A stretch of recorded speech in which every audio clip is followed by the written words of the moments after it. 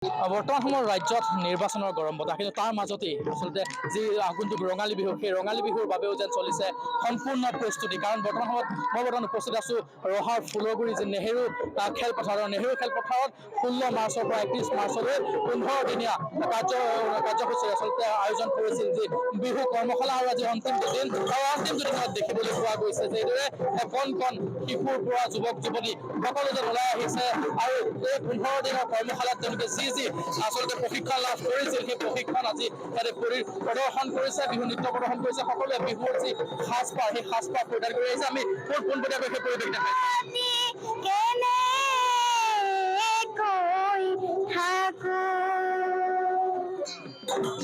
আচলতে এইদৰে দেখিবলৈ পোৱা গৈছে যে ৰহাৰ ফুলগুৰি নেহেৰু খেলপথাৰ, এই নেহেৰু খেলপথাৰত যুৱক যুৱতী সকলো যিসকলে আচলতে প্ৰশিক্ষণ লাভ কৰিছিল এই 15 দিনীয়া যি প্ৰশিক্ষণ শিবিৰ, আচলতে যি কৰ্মশালা বিহু কৰ্মশালা, এই কৰ্মশালা আজি সামৰণি অনুষ্ঠান এইদৰে তেওঁলোকে ইয়াৰ পৰা প্ৰশিক্ষণসমূহৰ যি প্ৰদৰ্শন সেই প্ৰদৰ্শন কৰিছে।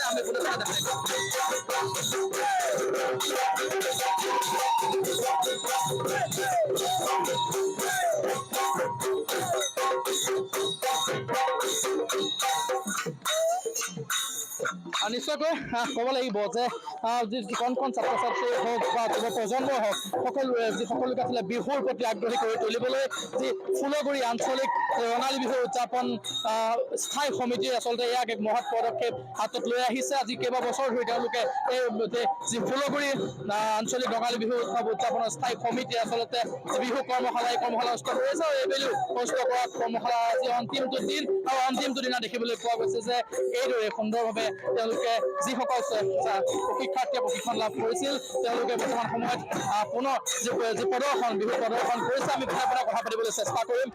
15 দিনীয়া কাৰ্যসূচীৰে বিহু কৰ্মশালা কি ক'ব আচলতে তাৰ আৰু উদ্দেশ্য বা ফুলগুৰি আঞ্চলিক ৰঙালী বিহু উদযাপন সমিতিয়ে বিগত কেইবাটাও বছৰ ধৰি পেলাই এই বিহু কৰ্মশালা আমি অনুষ্ঠিত কৰি আহিছোঁ। আৰু এই অনুষ্ঠিত কৰ্মশালাটো আমাৰ উদ্দেশ্য এটাই যে আমাৰ বিভিন্ন ছাত্ৰ ছাত্ৰী বা বিভিন্ন আমাৰ এই অঞ্চলটোৰ বিভিন্ন শিক্ষাৰ্থীক বিহুৰ বিষয়ে এটা জ্ঞান দিব লাগে। আজিৰ তাৰিখত আমাৰ কণ কণ ছাত্ৰ ছাত্ৰীহঁতক বিহু শিকাব লাগে, ঢোল বাদন শিকাব লাগে। আৰু আমি লক্ষ্য কৰিছোঁ যে আমি বিগত দশক বছৰ জুৰি যে পাতি আহিছোঁ, দিনক দিনে আমাৰ সঁহাৰিটো অত্যন্ত বেছি হৈ আহিছে।